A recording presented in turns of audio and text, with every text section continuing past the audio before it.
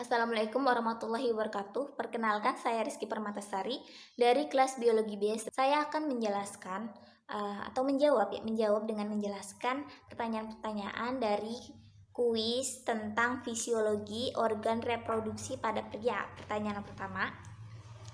Jadi, hormon-hormon yang berperan pada sistem reproduksi pria diantaranya ada FSH, singkatan dari follicle stimulating hormone.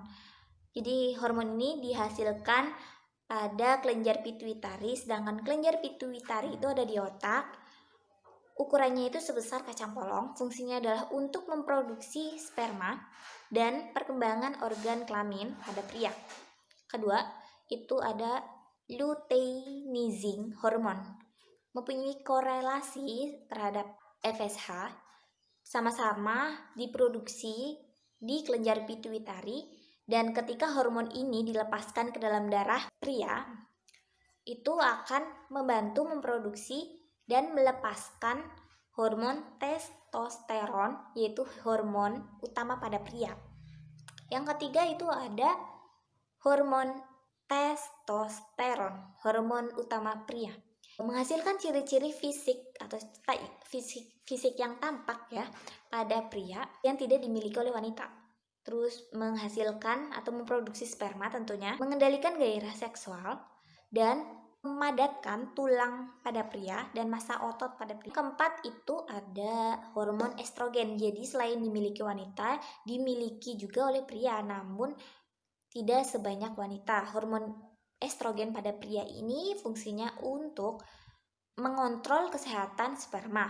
Yang kelima itu ada hormon ICSH atau hormon luteinase. Jadi hormon ini adalah dihasilkan juga pada kelenjar pituitari, fungsinya untuk mendorong testosteron itu keluar dari testis. Pertanyaan kedua, proses spermatogenesis itu apa? Jadi proses spermatogenesis ini adalah menghasilkan sel sperma pada pria melalui pembelahan mitosis dan meiosis. Dimulai dari spermatogonium diploid, di mana nukleusnya mengandung granula terang, kemudian mengalami mitosis, menghasilkan spermatosis primer diploid, di mana nukleusnya ini mengandung granula yang gelap. Kemudian setelah itu mengalami pembelahan meiosis 1, menghasilkan spermatosit sekunder haploid, di mana nukleusnya telah memiliki kromatin tebal. Kemudian setelah itu mengalami pembelahan meiosis yang kedua, menghasilkan spermatid. Spermatid ini mengandung haploid, ada 4 spermatid. Setelah itu spermatid ini mengalami diferensiasi, menghasilkan sel sperma atau disebut juga dengan spermatozoa. Spermatozoanya sudah memiliki kepala dan ekor. Artinya gerakannya sudah aktif, malah sangat aktif. Kemudian mengandung kromosom X, dan X adalah lambang dari wanita, sedangkan Y lambang dari laki-laki. Pertanyaan ketiga. Pertama itu mengonsumsi makanan yang sehat, seperti kita mengonsumsi daging, ikan, susu, telur, vitamin B12, sayur-sayuran, dan yang paling penting adalah kacang-kacangan. Karena sudah melalui riset bahwa kacang-kacangan itu mempengaruhi, sudah terbukti khasiatnya untuk menyehatkan sel sperma pada pria. Jangan mengonsumsi alkohol atau zat yang berbau kafein dan bahan kimia, karena zat-zat yang terkandung itu akan mempengaruhi kesehatan kesuburan dari sel sperma. Kemudian olahraga yang rutin. Pertanyaan keempat, alur pengeluaran semen. Ketika sperma ini masuk ke dalam vesika seminalis, maka sperma akan mendapatkan nutrisi dari vesika seminalis berupa cairan semen.